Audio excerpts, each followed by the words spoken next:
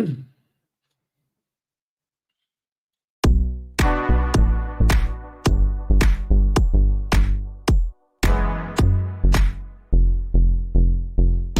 watching a very high-class player. This is when you know David Villiers is at his best.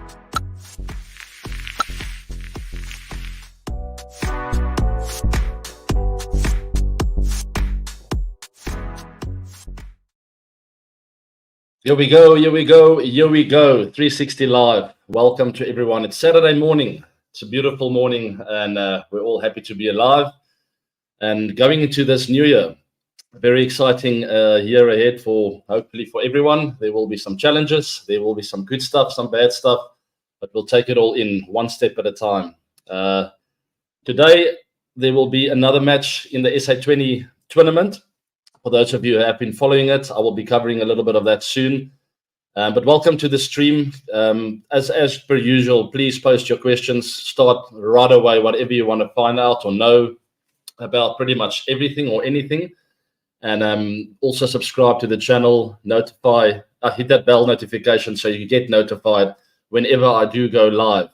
But welcome, and we'll quickly start off then with a bit of news, a bit of background with what's happening in the cricketing world. I don't know if you guys have been following this. Quite a controversial moment in the SA Under-19 team when David Teager, the captain, was removed as the captain for the Under-19 World Cup because of his political views, which he made a statement about the war in Israel, obviously picking sides. And unfortunately, the Cricket South Africa felt that there were some security threats for him, so they thought they were doing the right thing. They got a lot of criticism for doing that. My view is not so easy, but I'm not going to pick sides there. I don't think it's in my best interest. I also don't even have enough information about the history of the political, what's the word I'm looking for? The warfare that's been going on for so many years. I mean, it's nothing new, but it's not in my best interest to pick sides there. But this is something that's been going on for many years. We know Moeen Ali wore wristbands, got into trouble with the ICC for doing that. Kawaja as well. You see the headline there at the bottom, defined as ICC rejects his new human rights protest. It's a very difficult topic, difficult for me to give you an opinion, but what I can say is it can become a bit of a circus if every single individual wears his own political view or religious view on his wrist or wherever, I think there's a time and a place for that. I think of good movements in the past, like Nelson Mandela getting the Springbok rugby team together, talking about a better South Africa and South Africa getting united, the Rainbow Nation. When Francois Pienaar ran out with a team in 1995 and when they won that World Cup, that was the message. South Africa, doesn't matter what race you are, what political views you have, what religious views you have. Sport can bring a nation together, can bring people together. You play for one goal and you show how beautiful sport is. And that's the message that I enjoy from sports teams. More of a broader message, nothing in your face of you got to pick this or do that. And I felt similar with the BLM movement. I'm still on the fence. I don't know which way to go there, but we were forced to make a play there, and it was quite a sensitive subject for me. I got a lot of criticism for doing that BLM movement in one game that I played, purely because it's quite controversial. And I just feel if people want to sit on the fence sometimes, allow them to do so. I was forced to do that on that day. And I mean, I got a lot of criticism from a lot of people around the world. My dad is a doctor in a small town. Some people even stopped going to his practice. That's how ridiculous these things are. And that's why I feel that with touchy subjects, it's just no use and unnecessary to get your views out there. So, I mean, with all due respect to the guys who have done that in the past, I'm just not a big fan of that. I feel if you have the unified message to the world, to a country, you stick together as a team, you all do it, and there's no hard feelings. But generally, that only works when the message is quite broad and not in your face. Like Nelson Mandela and Francois Pienaar absolutely succeeded in 1995, getting South Africa together, telling the people that we are a rainbow nation and let's embrace it and not see it as one of our weaknesses. And unfortunately, these days we are sort of back in that hole again, and we miss Nelson Mandela. Wish he could come back, but hopefully there will come a new leader soon that will get that message across to all South Africans and all people around the world. I think we are in very interesting times of the world where there's a lot of friction in all kinds of departments. But at the end of the day, I would like to say, people, keep it simple. No one person is better than the other. Stick together and let's just enjoy life while we are on earth and appreciate it for what it is. Be happy to be alive. All right, let's move on from that very sensitive topic. I almost started crying there. The Betway SA20 is underway. I was there at that first game. I was super excited, but the rain spoiled the party. That was the Sunrisers Eastern Cape, the first game against the Joburg Super Kings in Tabaga. I'm trying to really pronounce that. I'm still struggling. But in South Africa, with that, the G and the Q together, it's normally a sound. Good luck trying that. So it's not easy. Tabaga. That was on the 10th of January. Anyway, I'm going to stop. I'm embarrassing myself. Unfortunately, the rain came, and the former champion Sunrisers Eastern Cape didn't have a chance to get the campaign off to a good start. But the second game got played in Durban on the 11th of Jan. Heinrich Klaassen had a wonderful knock. I watched that game from my house, from home. My Cape Town 207 in that first innings. I thought there was a lot of runs on the Durban wicket at Kingsmead, which generally plays around 170, 175, 180 is really, really a good score. Over 200, I thought, oh my goodness, it's either a really good wicket or Durban's Super Giants will be in a lot of trouble. It was a rain-affected game. It got shortened, and the man of the moment, Heinrich Klaassen, stepped in and said, it's my time to shine once again. The guy that I've been following the last few years, I'm a big fan of his. I think he's one of the best players in the world at the moment. And he's quoted here at the bottom, sometimes the spinners are scared to bowl to me. I don't think he meant it in such a way, but it does look like it. He's probably the best player of spin in the world at the moment, and he certainly showed that in that game. So DSG getting off to a good start. And then yesterday, Paul Royals played Pretoria Capitals, the team that I support because I am from Pretoria. I grew up in these parts of the world. I watched my first live cricket match when I was 11 years old at Centurion Park. And guess what? I'm taking my boys for their first live match on Sunday when the Pretoria Capitals will be performing at Centurion Park. It's a huge moment for me because my kids have watched live cricket before, but I don't think they remember it. They were 2, 3, 4 years old when they watched me play. I haven't taken them to a live game since. And last month, just before the end of the year, actually, they started asking me about cricket games. And I had this light bulb moment. I thought to myself, you know what, they're 8 and 6 and 3. Maybe it's time to get them going. I was 11, but there's no right age. But I think it's time when they start asking, you know, the interest is there, and I'm super excited to go watch them. I'll show them a live match so they can watch the action. Watch guys like Heinrich Nortje bowl at 150 kilometers an hour, because that's the kind of thing that impressed me when I watched my first game when I was 11 years old. I remember watching Sean Pollard get his first test wicket, and I stood on the side and I thought to myself, this ball is moving a lot faster than what I thought. And this game is not as easy as I think. Anyway, Paul Royals winning that match against the Pretoria Capitals. They got 160, which at the Boland Park Stadium in Paul is a very good score. It's a slow wicket. It gets harder through the innings. It's almost the opposite to most grounds in the world where it gets easier when the ball gets older. At Paul, it's quite the opposite. It's pretty easy in the first 6 overs. So you got to cash in. And Josh Butler and Jason Roy did exactly that for Paul Royals, getting off to a fly. I think they had 60, 65 in the first 6. A fantastic start. And then naturally what happens at Paul, the ball starts turning, the spinners come on, the game slows down, and they crash to 160. But they didn't crash. For those of you who don't have knowledge of the Paul ground, would have thought the Paul Royals are in trouble, but I thought to myself, it's definitely over par. And I proved to be right, with the Pretoria Capitals struggling in that second innings, only getting 133, and Paul Royals off to a flyer. And then today, just to quickly cover that, Joburg Super Kings against my Cape Town. That'll be played in Johannesburg at the Bullring, and the Sunrisers Eastern Cape playing Durban's Super Giants once again at that ground, St. George's Park, Berga. It's the old former Port Elizabeth. It's Nelson Mandela Bay, and it's just one of my favorite grounds in the world. You'll hear the band playing music in the background throughout the whole game. It's just a very special ground to play cricket at. And that is the Betway SA20 for you. I'm very excited about this tournament. I hope some of you have followed it as well. A bit of news, and we covered a little bit of this. You'll see there on the screen my previous podcast that I did, or YouTube episode. The 360 show, should Rohit Kohli play T20 World Cup? That's that show if you want to go watch my comments on Steve Smith that put his hand up to open the batting in Test cricket for Australia in place of David Warner. Go watch that episode live again. I'm not a fan of this move, but let's see if it works out for him. He's obviously very keen to bring his average down. Don't quote me on that. It's just a joke. But come over to South Africa as an opening batsman, and all I will say is all the very best. Good luck. He's obviously a fantastic player, one of the best Test players I've ever seen in my life.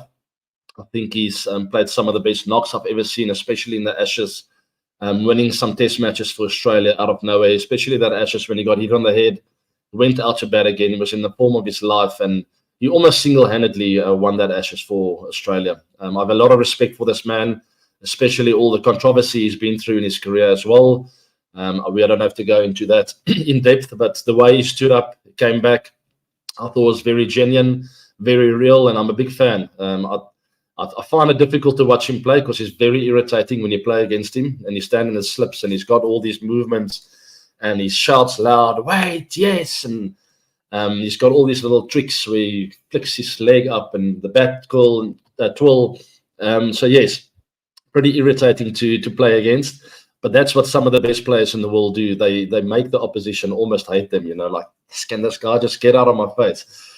So yes, I have a lot of respect for Steve Smith. I don't think this is the right move for Australian cricket or for him, but time will tell. He is a class act, and if there's one guy that can pull it off, it's probably him. I just wouldn't do it. Don't change a winning formula, right? He was the best Test player in the world in that middle order, won a lot of matches for Australia, and I don't think that move was necessary. Alrighty, moving on then. I'm going to take some questions, guys. Please post your questions down below in the descriptions box. If there's a nice topic, we can even start a poll. Actually, let's do a poll on Steve Smith. So I'll ask my backroom team to put that question on there. Do you think it's a good idea for Steve Smith to open in Test cricket or not? You know my vote, but I would like to hear what you guys think, and let's cover a little bit of that. And please post your questions, and we'll straight away kick off with some questions then from you guys. As I said before, subscribe to the channel, hit that bell notification. Also follow me on socials, on X and Instagram, Facebook, all the social platforms to stay up to date. And if you guys missed it, it's not easy to see. Let me check on my phone just quickly. I'm going to do that question in 1 second about Ryan Rickleton, which I absolutely love watching play. My third last post on Instagram over there, that one, please go watch it. You can't see with a logo what it is, so a lot of people see it's just a 360 logo and you just don't want to watch the video now. But it's a video that I've been asking my team to put out for a very long time now, and they finally caught me making some mistakes with my recorded show. The live show is obviously live, I'm talking now, and I'll just keep going and yap on. But the recorded show, sometimes I want to get things perfect. And there's some bloopers on that video. So if you go into Instagram, the third last video with that 360 logo, go watch it. I find it very funny. And it's always been part of my personality. When I do make mistakes, I laugh at myself. I see the light side of it. My glass is half full in life. And I think that's a very important attitude to have. So taking the mickey out of myself with that video, I really had a nice giggle last night when we posted that, and I showed my wife and she laughed out loud. So love that. So let's put that Ryan Rickleton question on then and kick off with a Q&A, guys. Send as many questions as possible, and please take part in that poll of whether Steve Smith should be opening the batting in Test cricket or not. I want to hear your thoughts. Sarvesh, Rickleton with pure timing and his ability to hit sixes is impressive. My Cape Town yet again have proven their talent scout masterclass. Your thoughts? Absolutely. He's a fantastic player. I won't say they scouted him in this season. I've known about this guy for quite a while now. Probably about 3-4 years ago, I heard his name, and I realized that he's starting to perform very consistently across all formats in the domestic scene of South African cricket, maybe even 5 or 6 years ago, actually. Towards the back end of my career, I remember hearing his name. And first few times, like most players, I thought, he's all right. He doesn't look too bad. He looks tidy, pretty neat. And after that, he just kept impressing me more and more and more. And now to a point where he's a very mature cricketer. He's experienced. Someone you can rely on. He's got a very strong technique. He's good on the front foot and back foot, good against spin. And I just think he's got a very bright future. I can't remember how old he is. If you guys can I think maybe late 20s. So he's not that young anymore, but the perfect player to get picked in that South African side, to have that experience. He just looks prime and right for the situation to play a lot of international cricket. He's got more than enough time. Someone like Mike Hussey only made his debut for Australia at the age of 29. So there's plenty of time for Ryan Rickleton, and I'm a big fan. You can also keep wicket behind the stumps, and just an all-round really good player. Moving on then to the next question. How do you get Klaasen out? I find no clue. Maybe for bowlers too, I'm sure you will know. I'm not sure either. When Klaasen is in form, when he's on the day and playing well, it's very difficult to unsettle him. And he's quite an aggressive player as well. He makes it look classy because classy. His nickname is also classy. Classy is classy. Heinrich Klaasen. Just to let you in on that one. But he makes it look easy without any force, which is sometimes really difficult to bowl to, a guy that doesn't look like he's really taking the game on, but he's scoring freely. And that's sometimes a sign of some of the best players in the world. And that's certainly the way Heinrich Klaasen makes it look when he gets going. Not sure how to get him out, to be honest. What will I do? I don't know. You need someone like a Dale Steyn to bowl a good delivery or Klaasen to get himself out. But yeah, good question. I'm a big fan, all round, really good player. And if you want to watch more of him, go to Geo Cinema and Sports 18 and watch the cricket live over there in India and other parts of Asia as well, and other parts of the world. And if you're in South Africa, go watch the games live. The Betway SA20, believe me, is second to only the IPL when it comes to T20 leagues. It's a fantastic tournament with the greatest atmosphere. And I've said it so many times, and I'm sorry I'm going to do it again, because I saw my friend in Port Elizabeth, Graham Smith. What a fantastic achievement. He's got this thing off the ground, and the whole South Africa is incredibly excited about this tournament. Some of the best players in the world are here, and the cricket promises to be very entertaining and very good. Can't wait. The final will be on the 10th of February in Cape Town, Newlands. I will be there. And keep an eye out for me. I will be doing some games live, commentating, if you want to see my pretty face. So moving on to the next one then, guys. As I'm getting a phone call, which is quite disturbing. I'm sorry, it's just popping up here and it put my screen off. But Milan, according to you will win the SA20 this year. Looking forward to the teams.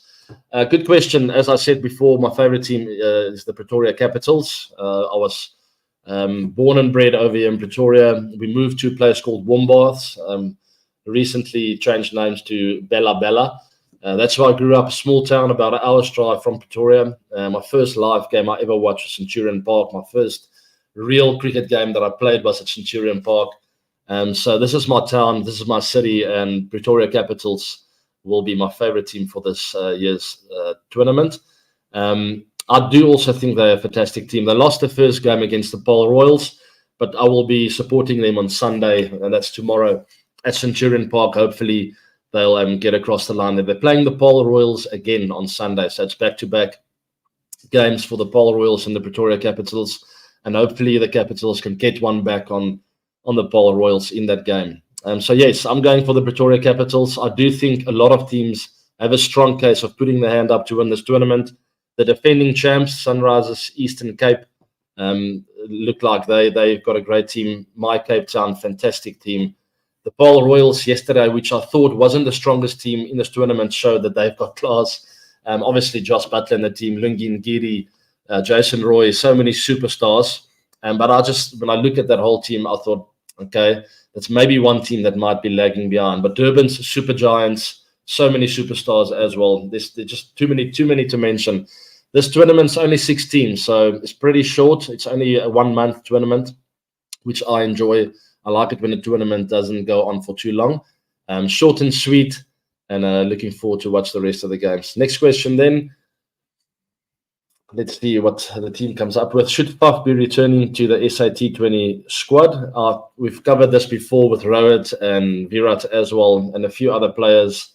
Absolutely. Whoever is the best player for the team to go and win a World Cup, you do that. You play that. You play that guy. It's pretty one-dimensional just to say, no, we just pick from our domestic players. Only the guys that have performed in the year, and that's it. One-dimensional thinking. Look at the Springboks with the World Cup rugby. They've won back-to-back World Cups now. Not a lot of them play rugby in South Africa. Most of them are overseas, in Japan, in France, in England. Some of them play over here because the tournament over here is also strong. They're part of the Heineken Cup these days. But look at them winning 2 World Cups in a row, back-to-back. The coach didn't have one-dimensional thinking. He said, go overseas, please. Go and gain experience. Come back a stronger player. I will pick you if you're ready. If you've performed overseas, and according to me, the standard was high enough, and I can see that you're in shape, you're in form, I feel you're the best player for the team. And that's what Coach Rassie Erasmus did in that World Cup. He picked the best Springbok team. What happened? They won the final against the All Blacks. 2 World Cups in a row. So it's simple. If Faf du Plessis is the best player for the Proteas in the T20 World Cup coming up, pick him. If he's not, don't pick him. It's as simple as that. Follow his progress. Have a look at his passion, his form, his shape. Is he hitting the ball well? Is he playing the best cricket of his life or not? And is he the perfect fit for a number 3 or 4 or an opening spot for our team in this World Cup? If the answer is yes, pretty simple, pick him. Don't be a coach with an ego and with all kinds of agendas, which I've dealt with so many times in my career, unfortunately. Just pick your best team. Simple, guys. All right, let's move on. Vasu, I can see some book in the shelf back there. Any books you'd recommend? Oh my goodness. Very interesting. I've got a book for you. Let me get it quickly.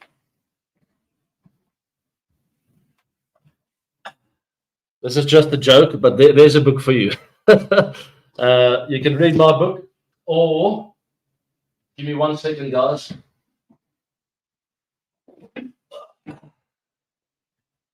All right, it's not a very, what's the word? It's fiction. So for those of you who don't enjoy fiction, you can go read this. But if you do like fiction, you can go read this. That guy, Jeffrey Archer. I've been a huge fan of his for many years. I got introduced to him by my mother, or to his books by my mother.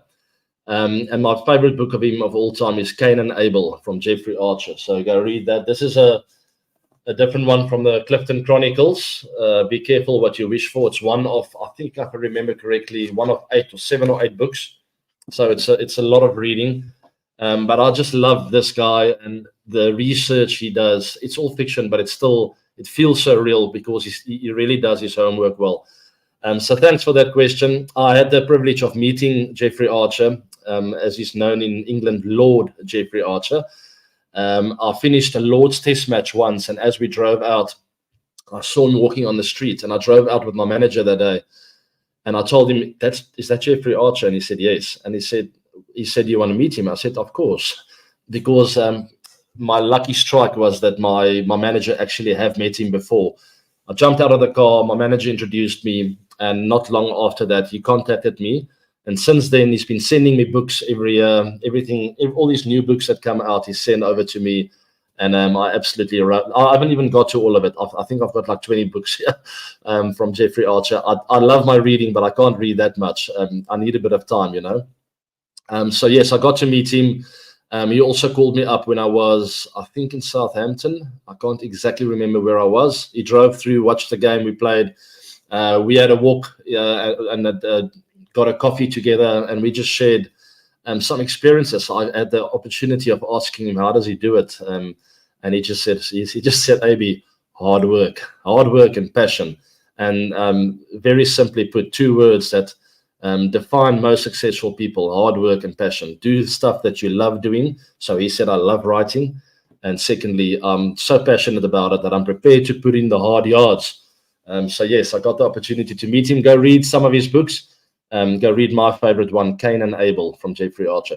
All right. Next up then, how many questions do we have left here? Let's do 2 more questions, and then I've got something for you guys that I want to share.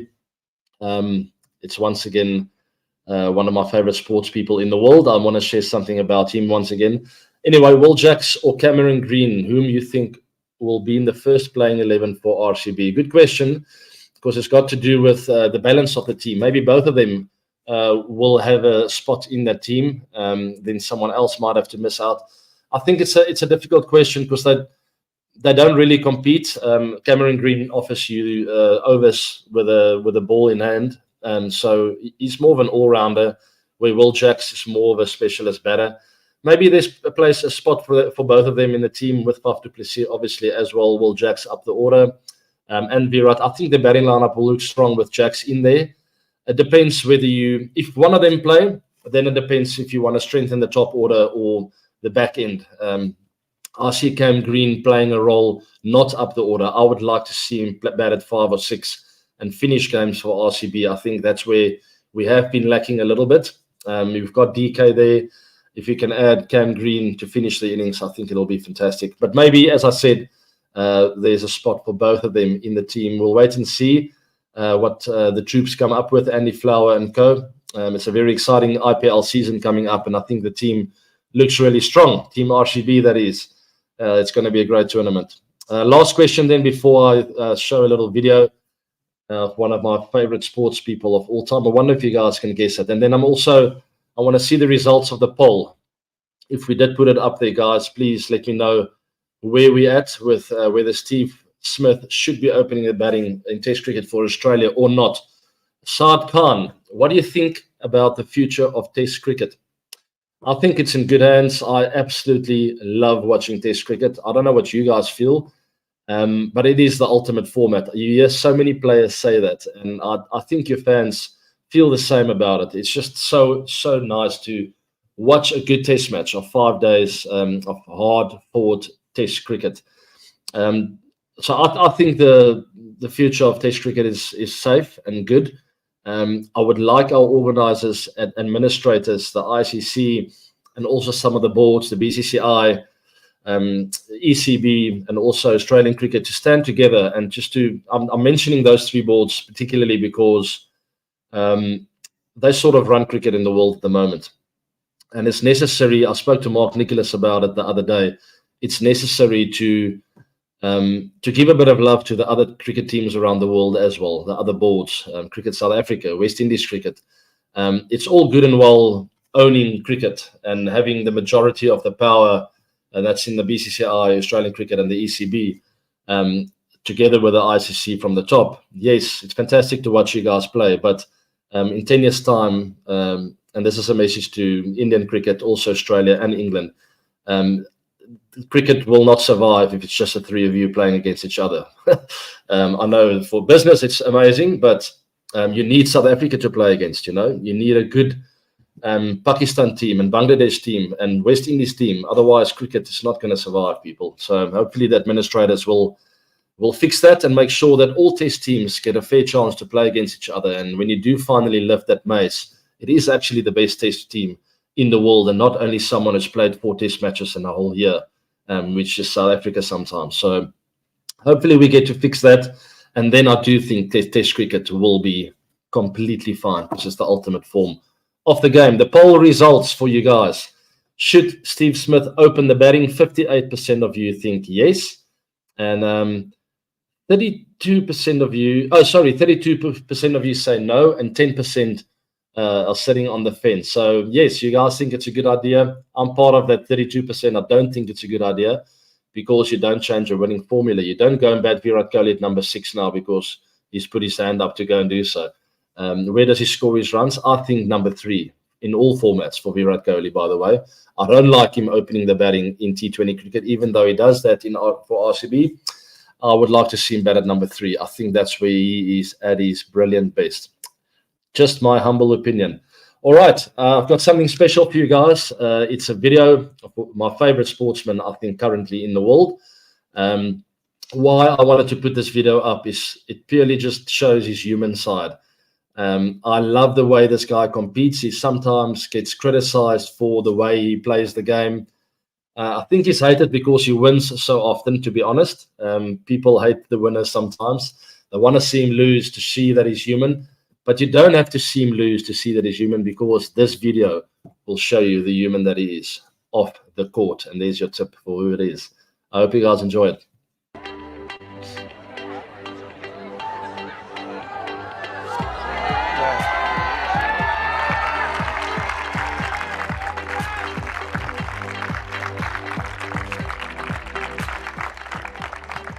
Hello guys. Oh my God, wow, this is loud. I don't think this is necessary. Is it necessary? Maybe it's not necessary. Yeah, you can just chat. Okay, so thank you so much for your hard work. I just wanted to say hello and acknowledge all of the ball kids and volunteers for your contribution to the United Cup. I'm sure that many of you have done the Hopman Cup as well, right? And many other tennis events that were held in Perth. So I've been to Perth the first time, I think, more than 15 years ago, and played the Hopman Cup in the old venue. I've always remembered Perth as a great city with a lot of sporting culture, with a lot of support towards tennis. So as a player, I feel pleasure to be playing here in front of you guys. So I want to thank you for your support. Do you feel lots of pressure when you're playing on the court in front of that many people? Yes. Yes, I do, but I learned how to deal with it. It doesn't always work, but the experience of playing many times in this kind of environment with people watching helps to deal with your nerves. But yeah, I do feel very nervous. Thank you guys, awesome. Thank you, awesome. He's just a special character, and he's always been like that off the court. I don't know why some of my friends don't like him. I'm on this WhatsApp group, and they always just give him criticism and tell me how arrogant he is. And I'm like, what are we watching the same guy? Have you not watched his interviews and what he's like off the court? Because that's where the real Djokovic comes out. The way he plays the game, you can only respect that because he finds a way to win, whether that's by running more than the other guy or taking his toilet breaks. I don't care. He's the best in the world, the best there's ever been. So you got to have respect for that. Virat Kohli plays in a very similar way. He's sometimes nasty on the cricket pitch, and if that's what it takes for him to be the best in the world, then that's part of sport, people. It's a competitive environment. We don't play just because we play. I was brought up, you play the game to win. If you don't win, you take it like a man or like a girl these days. I'll get into trouble for saying it, take it like a man. You take your hat off, you look the opposition in the eye, you shake his hands, and you say, well done, you were better than me today. But not until that game is done, you do whatever you can to win the cricket match. Obviously, without cheating, we don't do that. But you find a way. If you have to whisper in the batter's ear, you're going to get out now, or remember, I got you out last time, then you do that. Because if that gives you an edge, you do that. It's part of the game. So that's how Novak Djokovic plays the game. But look at the man off the court. He finds time to go and thank the ball fetchers, or what do you call them, the ball boys and ball girls. Who does that, man? For a legend like him to, after a long tournament, he's got a major coming up now in the Aussie Open. He goes after the United Cup and he talks to volunteers and the ball people, fetchers, whatever you want to call them. I find that amazing. He's always got a very nice sense of humor. And then some amazing messages. He still gets nervous. And I've always said that as well. No matter how good you are, no matter what stage of my career it was, I always felt like I couldn't breathe before batting. And the more experience I got, the worse it got, actually, because the more expectation there was on me and the more expectation I put on myself. And that's not an easy thing. At the back end of your career, Djokovic has already broken all records, but he still gets nervous. And I know that feeling so well. But how does he deal with it? Just through experience, through hardship, you know. You can see this guy's he's done the path before, and through experiences, through a lot of pain, a lot of success as well. He's learned how to deal with nerves. So people, there's only one way to get better with stress and nerves and things that you are worried about. Throw yourself into the deep end. And I've always said that in interviews. People ask me, how do I manage to bat so well? Specifically, let's talk about that last test match, last test 100 against Australia in Port Elizabeth. I threw myself into the deep end. I knew when I came into bat, it was a very crucial partnership at that stage. I had to get runs. We were busy collapsing. And every time that happened, I told myself, how do you counter this? Should I be conservative? So focus very much on my technique? No. The only way to do that is you put your chest out, you look the opposition straight into the eyes, and that is throwing yourself into the deep end. Because if you fail there, you're going to get a send-off. The opposition will let you know that you just challenged us. How dare you? And Pat Cummins, Hazelwood, Stark that day, I decided, you know what, I'm exceptionally scared at the moment. I know if I get out, we're going to be in trouble, but there's only one way to counter this. Put your chest out. Call louder than ever between the wickets. Look David Warner in the eyes because he was on my case that whole series. And just face your fear as to the best of your ability. If you fail, you take your hat off and you say to the opposition, well done, you were better than me. But if you don't, people, that's where you get experience. That's where you learn to deal with the nerves. And that's what Djokovic is talking about. Through many times experiencing nerves in that kind of environment, he's learned over the years to deal with that. So I want to encourage all of you to do the same. Going into this week, into this year, there's a lot of uncertainty, but there's things that you are most worried about. Go face it head on. And if you fail, I promise you, you're just going to learn to deal better with it next time. And that's what experience means. So on that note, I'm going to call it a day.